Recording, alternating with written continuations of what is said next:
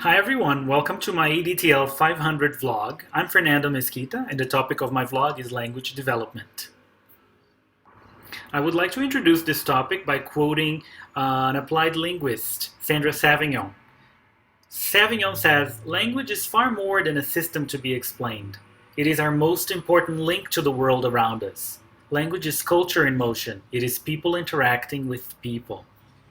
In this video, we will see some of the factors that play a role in language development, as well as the sequence of language development in young children. Some of the questions that will guide this presentation are: do we acquire language by imitating our parents? Are we born with a built-in readiness to use language? How much do we owe language development to nature and to nurture? How do we learn to use and structure language in coherent ways? What role do parents play in teaching children to communicate? What is the process by which language is acquired? If we analyze the role of language in our lives, we'll come to the conclusion that the essence of language is human interaction. Language is exclusively human. We are the only species that can convey complex meaning and thought. But how exactly does language development happen?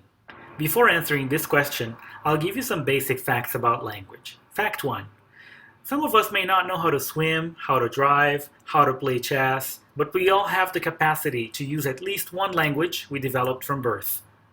According to Anita Woolfolk, all children in every culture master the complicated system of their native language, unless severe deprivation or physical problems interfere.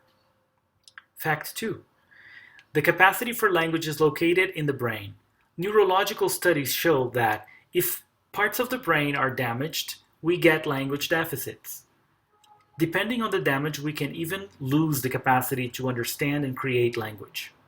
Fact 3. When we talk, we must coordinate sounds, meanings, words, and sequence of words.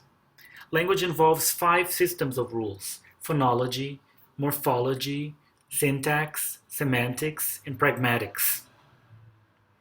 Phonology is the sound system of a language, including the sounds and how they may be combined. Semantics refers to the meaning of words and sentences. Morphology refers to the units of meaning involved in word formation.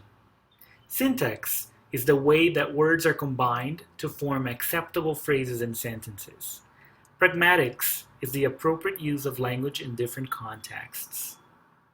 Fact 4. Children learn language as they develop other cognitive abilities.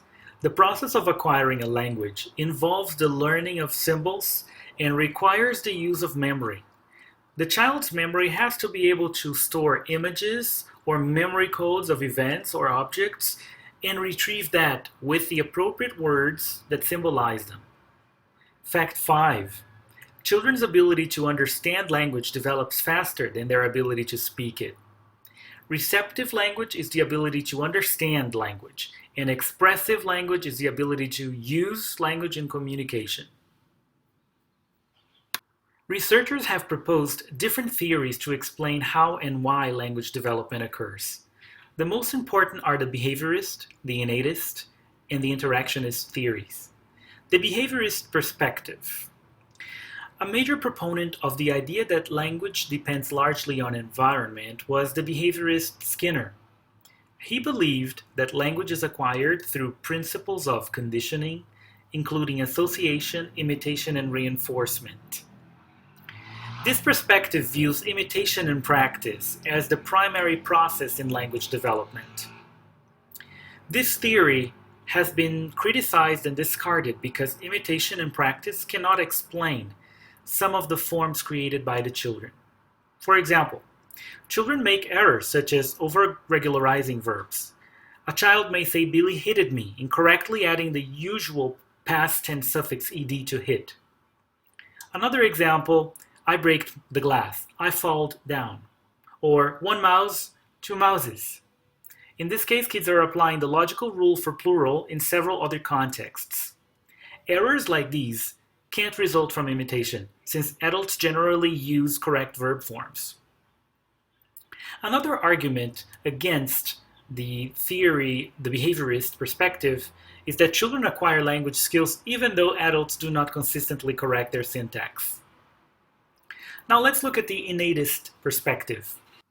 The main proponent of the view that biological influences bring about language development is the well-known linguist Noam Chomsky. Chomsky argues that human brains have a language acquisition device, LAD, an innate mechanism or process that allows children to develop language skills. A central part of this thinking is that children are biologically programmed for language and that they are born with a specific innate ability to discover for themselves the underlying rules of a language system on the basis of samples of language they are exposed to. Chomsky believes that human beings come into the world with a language acquisition device, a neurological structure in the brain, and that makes it possible for children to learn any language. One example that supports the argument that children have a genetic predisposition to learn grammar rules is that children pick up the word order pattern of a language very easily. For example, children say, "I want cookie," not "cookie I want." "More milk," not "milk more." They first talk about the action and then the object. However, social relationships may be necessary to activate the language acquisition device, which leads us to the interactionist perspective. This perspective attributes more importance to the environment or the kid's ability to learn from experience. Piaget's explanation was that language is part of the kid's cognitive development. Vygotsky's view was that language developed from social interaction. Having a language acquisition device does not guarantee the development of language. Children have to hear language spoken to them. They have to interact with other people. Social interaction is at the basis of language development in children. Even though there's still a lot of research that needs to be done in the field of language development, I think humans do have an innate capacity for acquiring the rules of language. However, I believe that children develop language skills through interaction with others rather than acquiring the language automatically. Now let's turn to language development stages. What do we know about language development in babies? Babies learn language from what is going on around them. They don't learn language abstractly. They learn language embedded in context. Babies are spoken to by parents very slowly. Parents enunciate very clearly. There are lots of repetitions of words and expressions. Sentences are short and simple. Parents make it easier to decode what the language is. Parents talk about things that babies are looking at. The process of language development starts the moment a baby is born, and language acquisition advances through stages.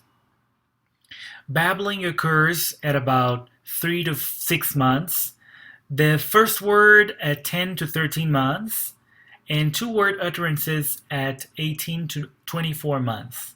As children move beyond two-word utterances, they can demonstrate that they know some morphological rules. Children also make advances in phonology, syntax, semantics, and pragmatics in early childhood. By age 4, children have mastered the basic structures of the language or languages spoken to them in these early years. In this video, we covered some basic facts about language, some explanations for how language development occurs, and the stages of language acquisition. Thanks for watching, et à la prochaine!